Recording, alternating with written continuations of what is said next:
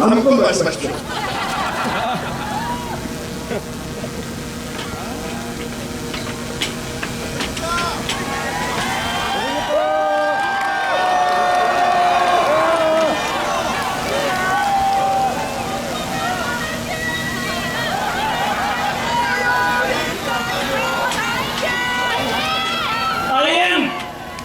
크리스찬 대한민국입니다.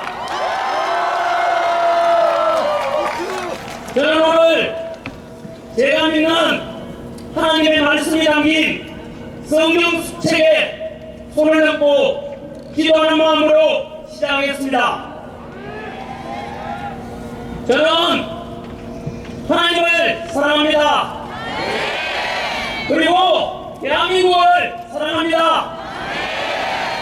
이렇게 기독교는 가톨릭이든 불교든 종교의 자유가 있고 표현의 자유가 있는 자유 대한민국이 좋고, 종교의 자유가 없고 사상과 표현의 자유가 없는 중국과 전체주의 공산주의 북한 공산 정권은 싫습니다.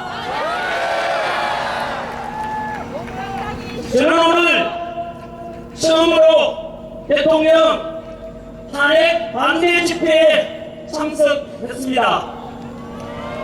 너무나 나타나서 죄송하고, 대한민국을 다시 살려내고 굳건한 한미동맹 속에서 전쟁을 막고 평화로운 대한민국을 우리 2030 세대들에게 물려주기 위해서 어느 것이 옳은지, 무엇이 진실인지, 무엇이 공의로운지, 무엇을 해야만 하는지 를 먼저 깨닫고 진작부터 집회에 참석해서 목이 터져라, 탄핵을 반대한다, 탄핵을 반대한다 외쳤던 깨어있는 우리 모든 시민 여러분께 늦게 합류해서 죄송하다는 말씀과 함께 먼저 나와서 싸워주시기 위해서 대단히 감사하다는 말씀을 드립니다.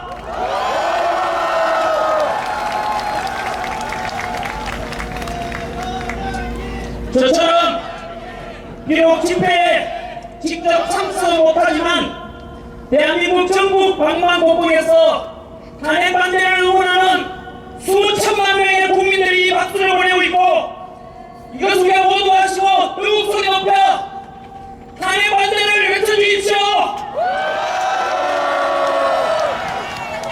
이 추운 겨울 차가운 아스팔트 위에서 대통령에 대한 탄핵과 망신주의식 무리한 체포와 구속에 맞서고, 공정하지 못한 재판에 맞서고, 왜곡 보도하는 거대한 언론 권력에 맞서서 침몰하려는 우리 대한민국을 살려내고자 탄핵 반대를 외치고 용감하게 싸워주신 여러분들 덕분에 국민들도 진실을 알게 되었고, 비상계엄 직후에 10%밖에 되지 않던 대통령 지지율이 현재 마을이 명예했던 40%를 넘었고, 오늘이 지나면 50%를 넘게 될 것이고, 조만간 60%를 넘게 되면 윤석열 대통령께서는 100% 직무 복귀하실 겁니다.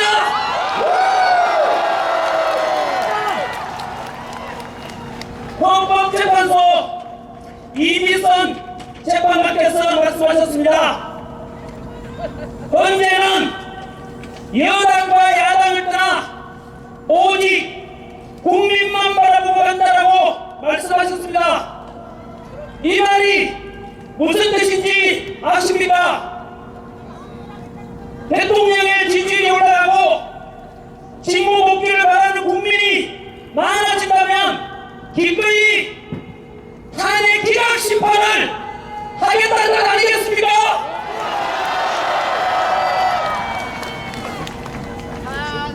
2030 세대 여러분, 그리고 모든 국민 여러분, 민주주의의 주권은 주인은 누구입니까? 우리 헌법 1조에서 대한민국은 민주공화국이고 모든 주권은 국민에게 있고 모든 권력은 국민으로부터 나온다 라고 되어 있습니다. 입법부, 행정부, 사법부 그리고 헌법재판소 그 위에 누가 있겠습니까? 바로 이 땅의 주인인 우리 국민이 제일 위에 있는 것입니다. 오늘 우리 이 탄핵 반대 집회 역시 대한민국의 주인으로서 부당한 권력과 부당한 공격과 절차적 정의를 상실한 권력에 맞서고 매우 편파보도 언론에 맞서서 떳떳하게 우리 주권을 되찾고 대통령을 직무 복귀시켜서 보다 더 강력한 대한민국, 보다 더 살기 좋은 우리 대한민국을 함께 만들어야 되지 않겠습니까?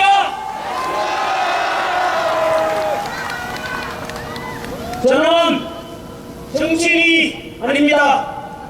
지난 26년 동안 수능 강의와 공무 강의를 통해서 2030 세대들을 가르치면서 살아온 한국사 강사입니다.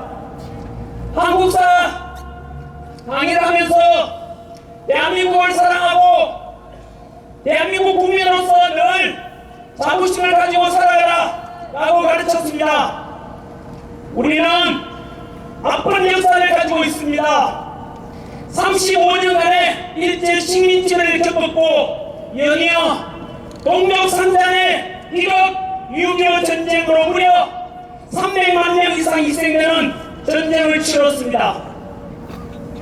이렇게 식민지배와 전쟁으로 전 세계에서 가장 가난했던 나라가 석유 한 방울 하나도 하지 않고 지하 자원 하나 하지 않는 이 나라에서 놀랍게도 현재 세계 198개국 중에서 경제력 12위, 군사력 5위, 제조 강국 5위, 국력은 우리를 오랫동안 식민 지배를 했던 일본을 넘었습니다.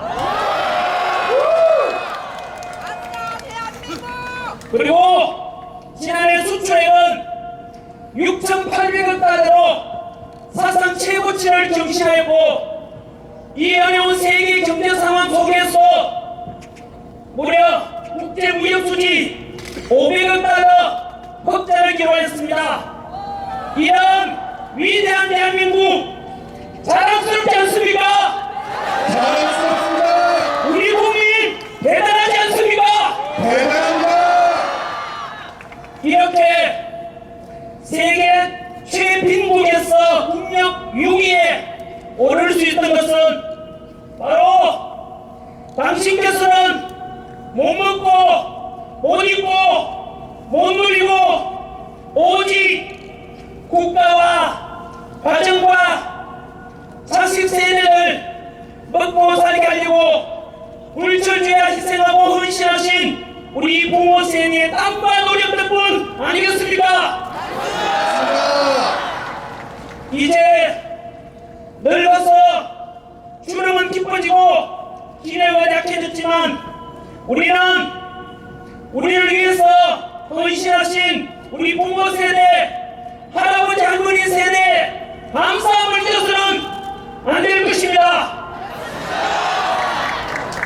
저희 아버지, 어머니 역시 일평생 동안 가난 속에서 농사 짓고 오직 자식 위해서 고생만 하시다가 저희 아버지께서는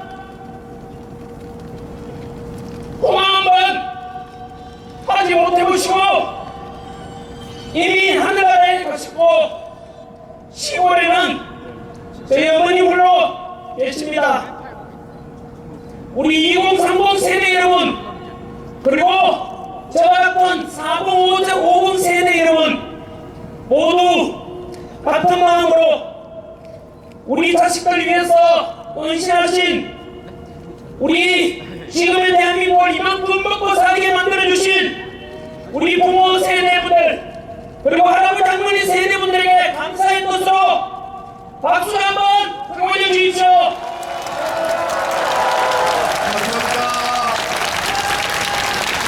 그리고 아버지 어머니께서 살아계신다면 목숨을 다해 효도하십시오. 그리고 지금까지 한 손에는 태극기 들고 한 손에는 성조기 들고 오직 대한민국과 든든한 한미동맹을 위해서 애써주셨던 우리 어르신분들께 사실은 저도 좀 빗나가게 봐왔던 것에 대해서 사과드리고 용서를 구합니다. 어르신들의 행동이 실천이 옳았습니다. 우리 실천해 주시고 오직 애국의 마음으로 직접 현장에 나와주시고 목소리 내주신 어르신들 덕분에 지금 우리가 있으니 이제 오늘도 지금은 다행히도 흘러보시면은 이제는 2030 세대분들이 더 많습니다.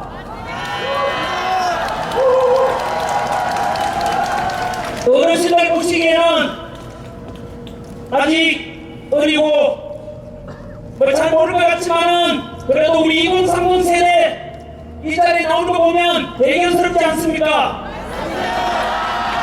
자리 될 겁니다. 한번 믿어봐 주십시오. 이제 21세기 첨단 디지털 시대에 좌파 우파를 넘고 진보 보수를 넘어서 보다 더 합리적이고 공정하고 상식이 존중되는 멋진 대한민국을 우리 2030 세대들이 만들어갈 것이라 믿어보겠습니다. 이번에는 우리 어르신들께서 미래를 이끌어가고 대한민국의 새로운 주인이 될 2030 세대들의 용기와 격려를 위해 박수 한번 쳐주십시오.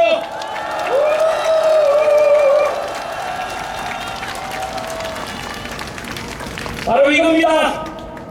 이번 비상계엄을 계기로 국민들이 깨어나고 정치가 얼마나 우리 생활에 모든 곳에 중요한 영향을 미치며 민주주의가 얼마나 중요한 것인지 깨닫게 되어 이제 앞으로는 좌우의 갈등을 넘고 지역 갈등을 넘고 세대 간 갈등을 넘고 남녀 간의 갈등을 넘고 노사 간의 갈등을 넘어 우리 모든 대한민국 국민들은 하나가 되어야 합니다.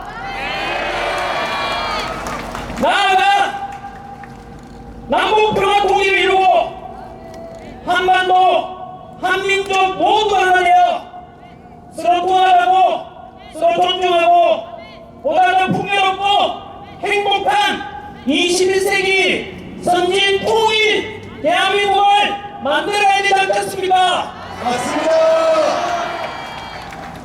그리고 45년 광복 이후 이렇게 가장 가난했던 나라에서 전 세계 국력 6위의 선진 자유민주주의를 실현하기까지는 훌륭한 지도자와 동시에 독재에 맞서서 싸웠던 민주화를 이루어낸 많은 민주화의 기여하신 분들께도 감사하는 마음을 가져야 될 것입니다. 저는 이승만 대통령을 존경합니다. 그리고 박정희 대통령, 김영삼 대통령, 김대중 대통령, 노무현 대통령도 모두 존경합니다. 지금까지 우리는 이승만 대통령을 존경한다고 하면 우파라고 하고 이승만을 독재자라고 하면 좌파로 평가하게 하고 그래서 상대방을 찾아와서 공개했는데 이제 우리 2030 세대는 이런 기성 세대가 만들어 놓은 편협된 역사관을 극복해야만 합니다. 이승만 대통령은 독재에 대한 개헌과 3.15 부정선거 등의 과오도 있었습니다.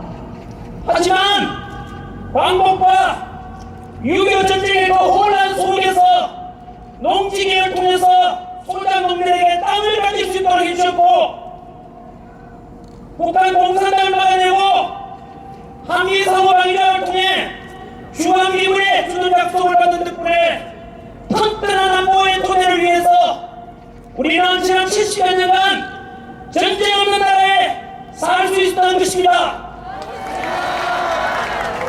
이렇게 역사는 시대 정신에 입각해서 공, 과를 균형되게 볼 수 있는 안목이 필요한 것입니다.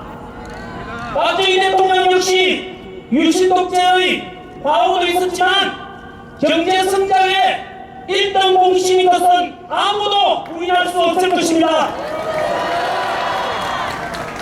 또한 일평생 민주화운동을 위해서 헌신하신 김영삼, 김대중 전 대통령 역시 우리는 그분들께도 역시 감사하는 마음을 갖게 할 것입니다.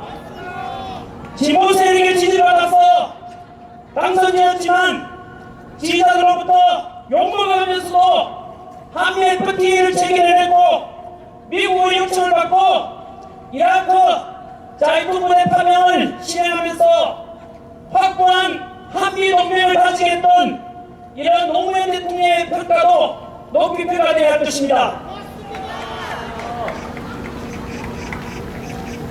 이제야 밝힙니다만 저는 노무현을 사랑하는 모임 노사모 출신입니다.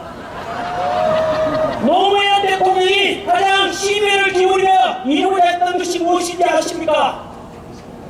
바로 동서통합, 국민통합이었습니다. 이런 노무현 정신을 또 이어받아서 이제는 남북평화 통일을 통해 남북통합까지 이루고 나아가 세계평화와 화합에도 우리가 모두 기여해야 할 것입니다. 정치에 한 발 떨어져 있던 재난길이 왜 이렇게 직접 집회에 나오게 되는지 아십니까? 지난 12월 3일 비상계엄이 선포되었을 때 저는 비상계엄은 미친 짓이다, 21세기 선진 대한민국에서 무슨 비상계엄이라고 비판하는 영상도 올렸습니다. 하지만 탄핵 정국 50여일을 지나면서 몰랐던 사실들이 많이 드러났습니다. 도대체 왜 대통령이 비상계엄을 선포했는지 그 이유와 전후 과정을 통해서 실체를 알게 되었습니다. 우리 현대사에서 거대 야당의 입법 폭주와 함께 무려 29차례 탄핵으로 결국 대통령도 탄핵되고 국무총리도 탄핵되고 범죄자를 수사하겠다는 중앙지검장과 검찰도 탄핵시켰고 부정을 감시하는 감사원장도 탄핵, 결국 지금 대한민국은 안보 책임자인 국방부 장관도 없고 치안과 안전 책임자인 행안부 장관과 경찰청장도 없습니다. 이런 시국에 대행의 대행마저도 말 안 들으면 또 탄핵하겠다고 협박하고 있는 상황입니다. 이런 상황을 지켜보고 있는 모든 국민들은 어떻게 분노하지 않을 수 있겠습니까? 뿐만 아니라 비상계엄의 이유 중 하나, 야당의 일방적인 2025년 예산안 사건 들여다보면 경악을 금치 못합니다. 대통령 특파원이 82억 원 이 예산을 영원으로 만들었습니다.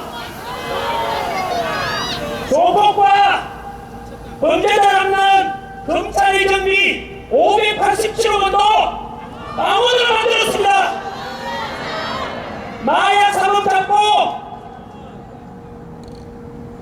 치안 활동하는 경찰의 경비 31억 원도 전액 삭감해서 망원 만들었습니다.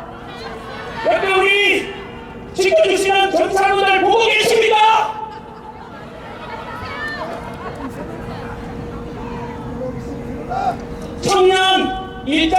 예산과 육성 예산 15억원마저도 삭감하고 더 충격적인 것은 요즘 평당 급여 인상으로 상대적으로 직업군인 사기가 너무 바닥이네. 그래서 편성한 초급 간부에 처우 개선 예산 142억 원도 삭감했습니다. 이런 것을 보면서 과연 야당은 예산 삭감한 이유와 진정으로 국민을 위한 것이 맞습니까? 아니 이렇게 대통령 경비 82억 원 전액을 삭감해서 망원으로 만들어버린다는 것은 가정으로 치면 돈 하나도 안 주고 집안 살림 살아라. 그것도 살기 싫으면 그냥 집만하는 것과 무엇이 다르겠습니까? 대통령도 우리 국민이 뽑은 대표입니다. 이런 상황을 지켜보면서 국민들은 이들이 과연 진짜 국민을 위한 정치를 하고 있는지 그 실체를 알아버린 것이고, 이런 속에서 진행된 탄핵 정국 속에서 편파보도, 왜곡보도의 극단을 보면서 기존 언론에 대한 신뢰가 완전히 무너졌고, 덧도 보도 못한 우리법연구회, 국제인권법연구회라고 하는 사법부의 정치적으로 편향된 재판을 삼는 판사들도 알게 되었습니다. 공수처와 서울지법의 이상한 영장 발부와 판결을 보면서 상식적으로 납득이 되지 않는 현직 대통령에 대한 예우는 하나도 없고, 일반 서민보다 더 잔인하게 온 세계가 지켜보는 가운데서 보여주기식 체포와 구속, 그렇게 법이 이상하게 집행되는 것을 보고 우리는 전 세계적으로부터 국제적인 비웃음거리가 되었습니다. 이들의 행태를 통해서 다시 한 번 더 그들의 본질도 알게 되었습니다. 그들은 공정한 법 집행보다는 오직 자신들의 이익을 위한다는 것을 알게 되었고, 그 와중에 다들 아시다시피 용산 대통령 관저 체포가 진행될 때 관저 밖에는 양쪽 시민들이 극단적으로 대치하고 있었고, 관저 입구에는 공수처 지시를 받은 경찰과 경호처 함께 무력 충돌 직전까지 대치하던데, 절대로 우리 국민을 같이 할 수는 없다. 경찰도 경호처도 모두 우리 소중한 우리 국민인데 차라리 내가 잡혀가겠다. 이렇게 윤석열 대통령께서는 우리 스스로 희생을 선택했습니다.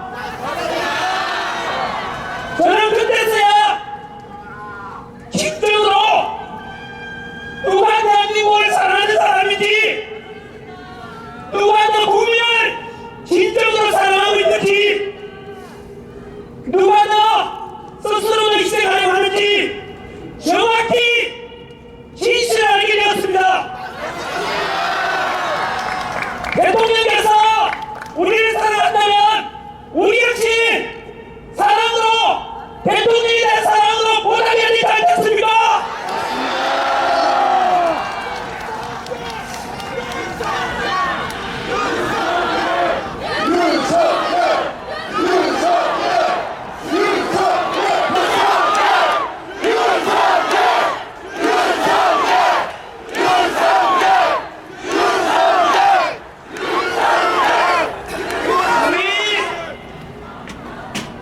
갇혀 계신 윤석열 대한민국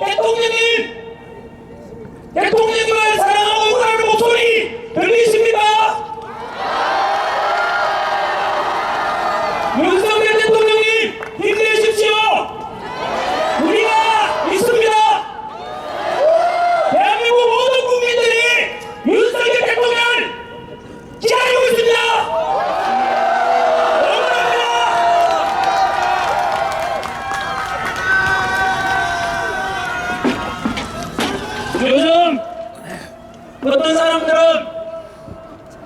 비상계엄을 계몽령이라고 부르는 사람들이 있습니다.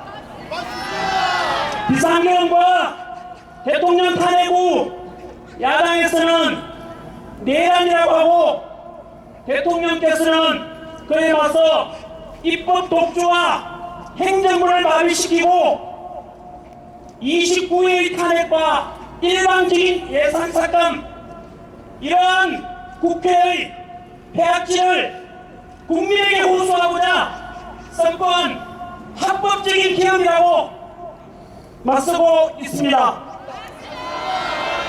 그런데 저는 법적으로는 전문가가 아니어서 자세히는 모르겠지만 상식선에서 한번 생각해보면 역사적으로 왕이 통치하는 시대도 그렇고 현대사에 와서 대통령이 통치하는 시대에서 대통령이 내란을 일으켰다, 그런 역사는 사례가 없습니다. 계엄군 동원도 35,000명이 동원되었던 5.16 군사정변, 2만여 명이 동원되었던 12.12 사태 등과 비교해봤을 때 10분의 1이 아니라 100분의 1밖에 안 되는 인원이라서 국회를 장악하려면 최소 수천 명은 동원해야 할 텐데 기껏 국회의원 수보다 더 적은 280명, 선관위에 297명이 동원되었고 거기다가 실탄도 장전되어 있지 않았습니다. 그리고 계엄 선포 후 불과 2시간 만에 대통령은 국회의 계엄 해제 요구에 따라서 의견에 따라서 당연히 법을 따라야 한다면서 6시간 만에 비상계엄은 없어졌습니다. 아마도 일찍 잠든 분들은 자고 일어나 보니 뉴스 보니까 간밤에 계엄의 시작과 끝이 모두 난 상태라는 걸 알게 됐을 겁니다. 아무튼 저는 분명히 비상계엄은 잘못되었다고 생각을 합니다.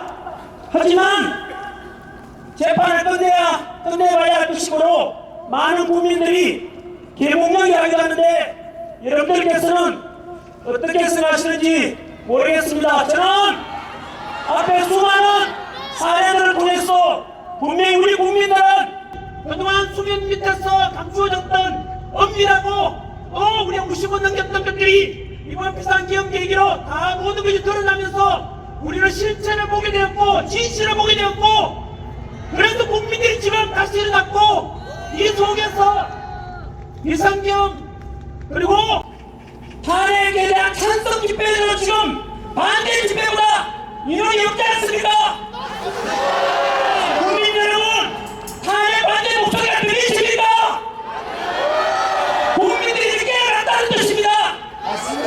이러니까 계몽령이 저를 맞다고 생각합니다.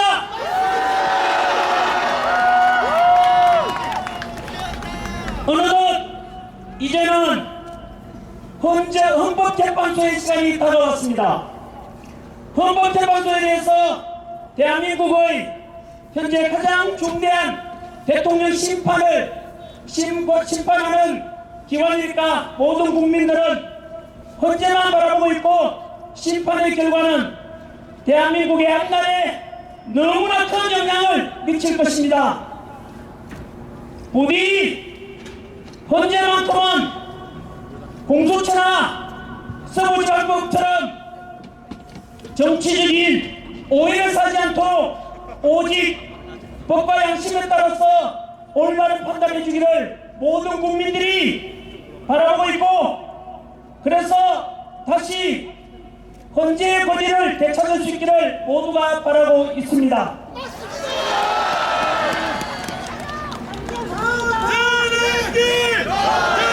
그런데 안타깝게도 이미 여러 불공정성 논란이 일어나고 있습니다. 먼저 국회 탄핵소추단이 헌법재판소에 대통령 탄핵심판소추 사유에서 형법상 내란죄에 해당되는 부분을 제외한 것을 두고서 논란이 본격화되었습니다. 국회에서 대통령 탄핵 가결시킬 때 가장 큰 내란 혐의로 국회에서 통과시켰는데 지금 와서 내란죄를 뺀다면 당연히 현재에서는 대통령 탄핵 소추안은 기각 심판하고 국회로 돌려보내서 탄핵 소추를 다시 하라고 하는 것이 상식 아니겠습니까? 짜장면을 시켰는데 짜장면은 안 나오고 단무지만 나왔습니다. 그런데도 그 단무지가 짜장면이니까 그냥 먹으라 한다면 어느 누가 납득을 하겠습니까?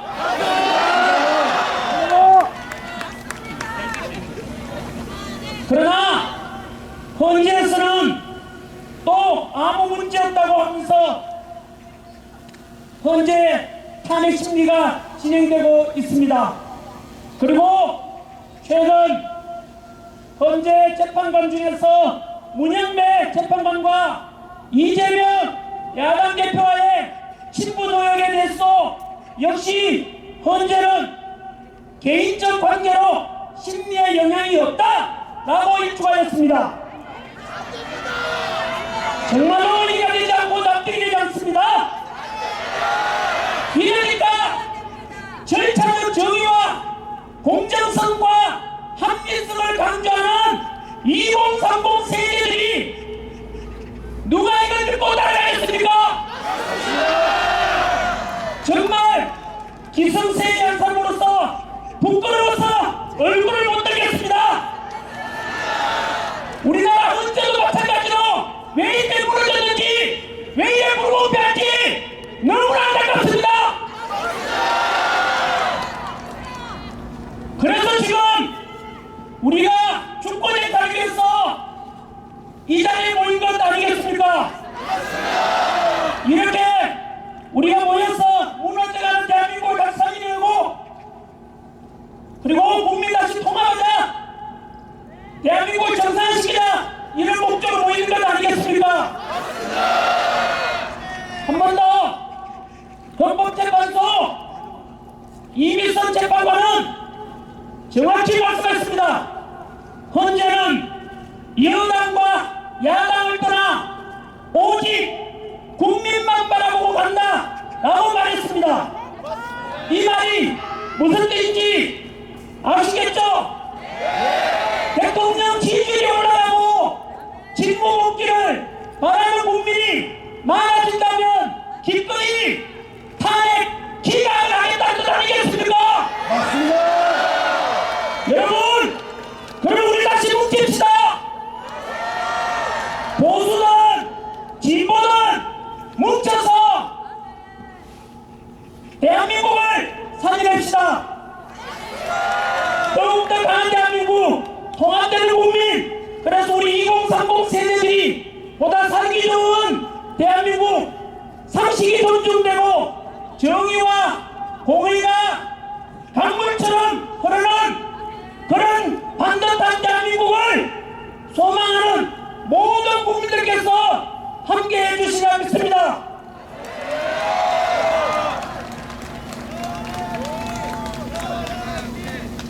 한 번 더 강조드립니다.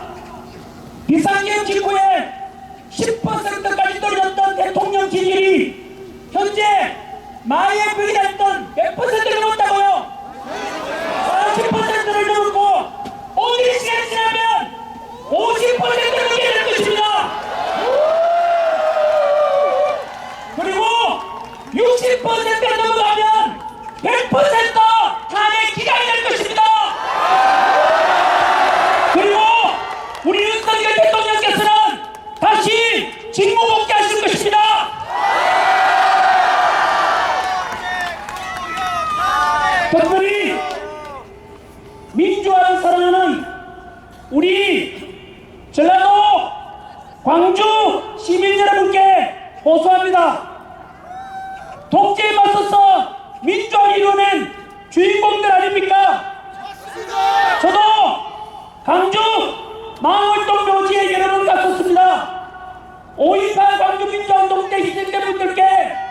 여러분들 덕분에, 땡 덕분에 지금 대한민국 민주화가 앞당겨졌다라고 감사함을 잊지 않겠다라고 다짐했습니다.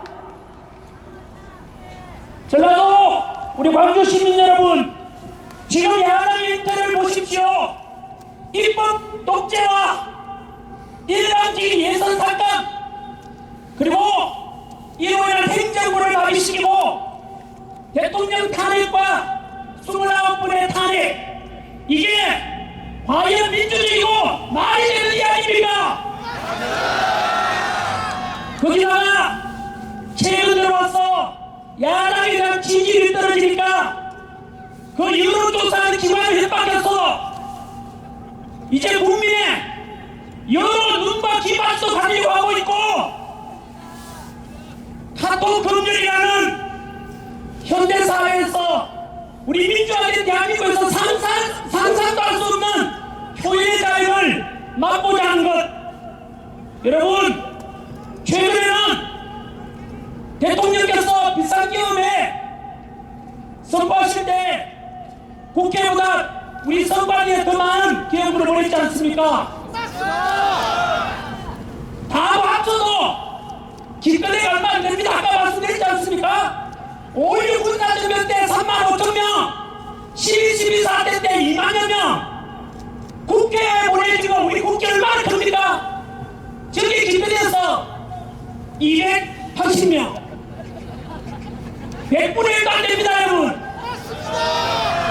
선관위 297명 갔다 해도 마찬가지입니다, 여러분. 이게 무슨 내란입니까? 초등학생 수준만 되어도 판단될 겁니다. 상식적으로 생각해도 국회를 생각하고 헌정을 중단시켜야 한다면 수천 명은 최소한 국회에 보내야 되지 않겠습니까? 여러분, 며칠 전에는 지난주도 마찬가지로 이러한 선관위의 부정선거에 대한 그동안 음모론이라고 했지만 실제로 제가 조사해보니까 너무나 많은 의혹과 의심을 살 만한 점이 많았습니다. 그 부정선거 의혹은 이재명 야당 대표도 부정선거가 있어준다고 말씀한 적이 있습니다. 야당 국회의원도 그 말씀하셨고 여당 국회의원도 그 말했습니다. 국회의장도 마찬가지로 선관위는 믿을 수 없는 의심스러운 게 너무 많다라고 이미 방송 보도 다 됐습니다.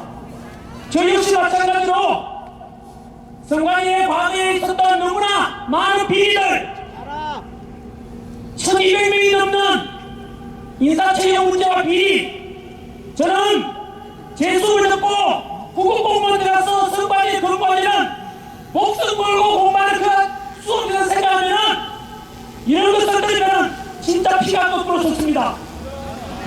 여러분, 이런 제가 선관위에 대해서 야당이든 여당이든 누구든지 간에 다 깨놓고 제대로 공부하자, 그러면 선관위 원래 공부해야 되는 거 아닙니까?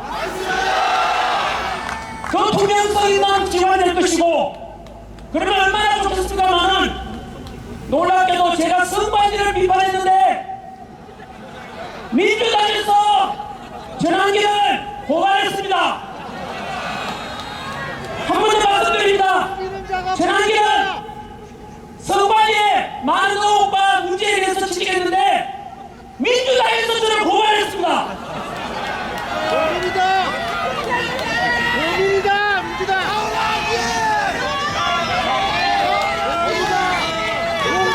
이게 과연 대한민국에서 선진화된 대한민국에서 과연 민주당이라 이런 말은 그 당에서 이런 짓을 할 수가 있습니까? 어떻게 국민들의 대상으로 카카오톡 금지를 하고 이틀만 해서 표현의 자유도 막고자 하는 거 보면 이게 과연 진심으로 민주당 맞는지 의심스럽습니다. 그리고 70년대, 80년대, 우리 90년대 민주화 운동을 해오신 분들께 여쭙고 싶습니다. 우리가 독재에 맞서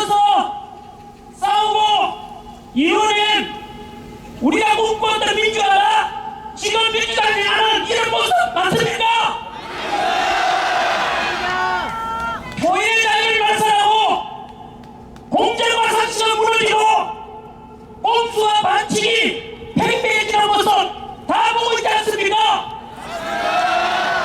진정으로 그런 것을 원했다면 침묵하시고 그렇다면 민주화 운동했던 분들이 끌어올라고 목소리를 내야 되지 않겠습니까?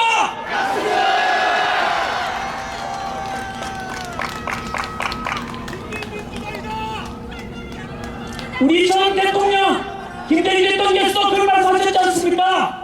행동하지 않는 양심은 악의 편이다.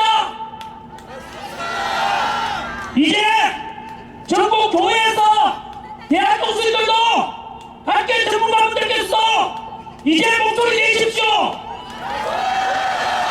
이제 또 지체하다가는 먼 날 내가 왜 그때 침묵했었지 아마 후회하게 될 것이고 먼 날 우리 손자 손녀들이 물었을 때 그때 대한민국이 무너져갈 때 대통령이 탄핵 위기에 처했을 때 왜 아버지께서는 침묵하셨습니까? 비겁했습니다라고 욕먹게 될 것입니다.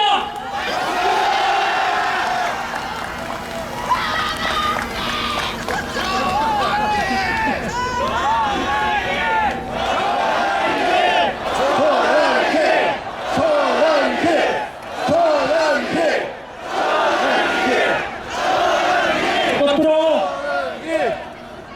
이번 대통령 탄핵으로 가장 가까운 우방국 미국의 트럼프 대통령 취임식에도 참석하지 못한 우리 대통령님을 대신해서 우리 국민의 뜻과 목소리를 트럼프 대통령께 전달하고자 합니다. 아마도 자막으로 아마 영상 올라왔다면 트럼프 대통령과 미국 국민들도 보게 될 것입니다. 트럼프 대통령님 제47대 대통령 취임을 축하드립니다. 우리 대한민국 윤석열 대통령과 모든 국민들은 미국을 사랑합니다.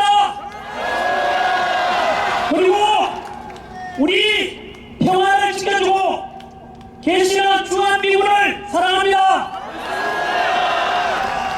그리고 트럼프 대통령을 지지합니다.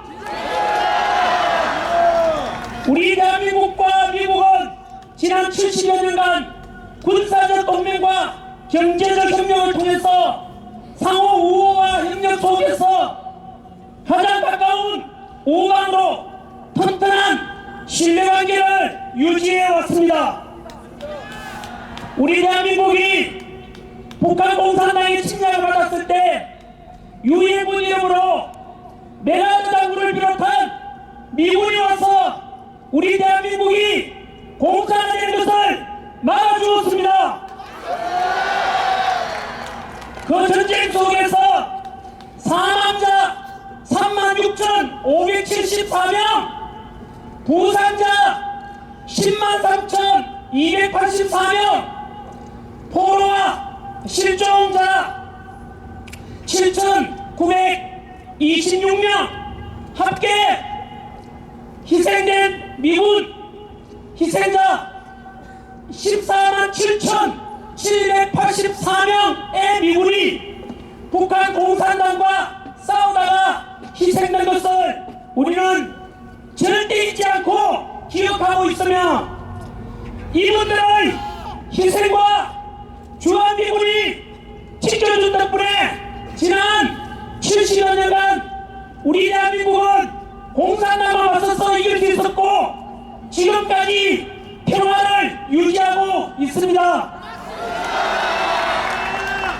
트럼프 대통령이 아시다시피 안타깝게도 우리 대한민국의 대통령께서는 현재 야당의 일반적인 공격을 받고 현재 탄핵 소추 심판과 내란혐의로 수사를 받고 있습니다.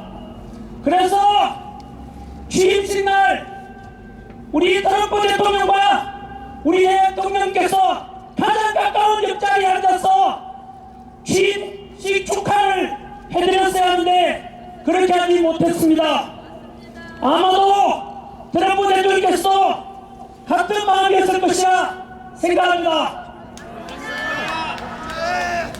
트럼프 대통령님, 우리 대한민국 국민들은 현명하며 성숙된 민주화 의식을 가지고 있기 때문에 지금의 탄핵 정국도 무사히 잘 극복해낼 것입니다. 그러나 조금만 기다려 주십시오. 갇힌 윤석열 대통령의 지지율이 현재 50%를 넘어가고 조만간 탄핵이 기각되면 대통령 직무 복귀를 하게 될 것입니다. 복귀하게 되면 최대한 빠른 시일 내에 두 정상이 만나서 남북 관계의 평화와 나아가 동북아시아 더 나아가 세계의 평화를 위해서 함께 협력하는 자리를 만들어 주십시오. 한 번 더 트럼프 대통령의 취임을 축하드리며 우리 대한민국은 지금까지 가장 돈독한 신뢰 속에서 함께해온 한미관계처럼 앞으로도 언제나 상호 협력을 통해서 세계의 평화에 기여하고 그래서 재임 기간 동안에 노벨 평화상을 우리 윤석열 대통령과 두 분이서 함께 나란히 수상할 수 있기를 소망하고 기도하겠습니다. 우리 국민 여러분, 트럼프 대통령이 들을 수 있도록 트럼프 해주십시오.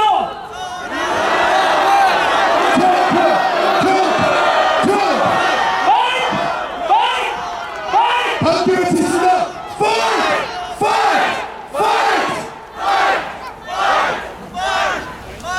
네, 우리 소망과 기도는 하나님께서 꼭 전달해 주리라 믿고 응답이 있을 것이라고 확신합니다. 앞으로도 더 많이 기도해 주십시오.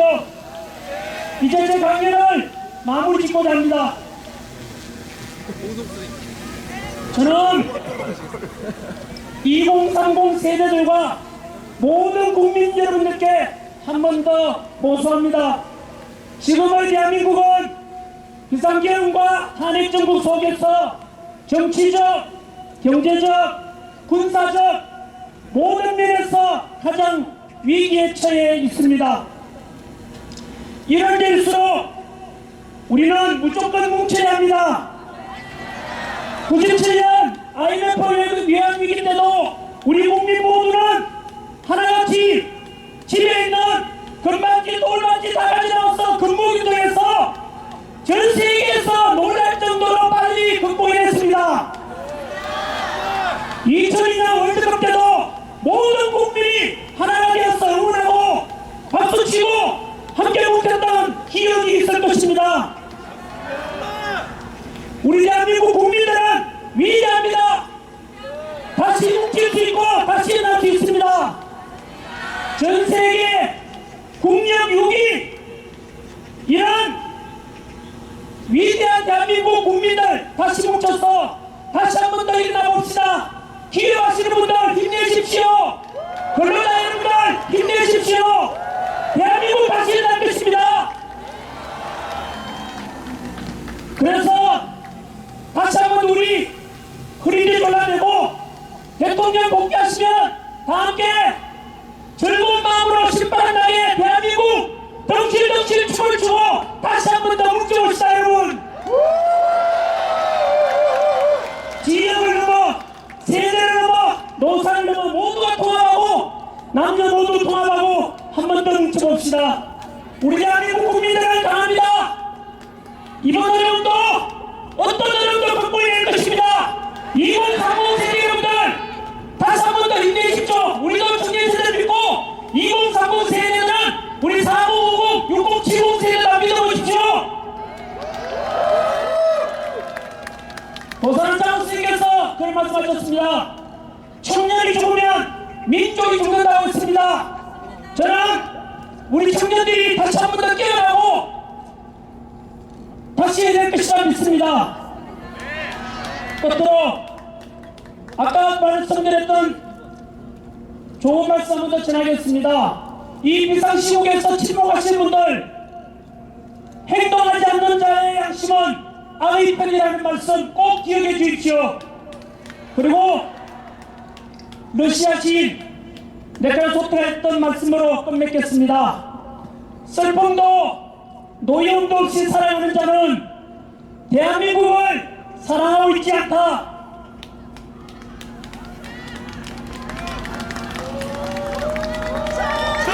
오.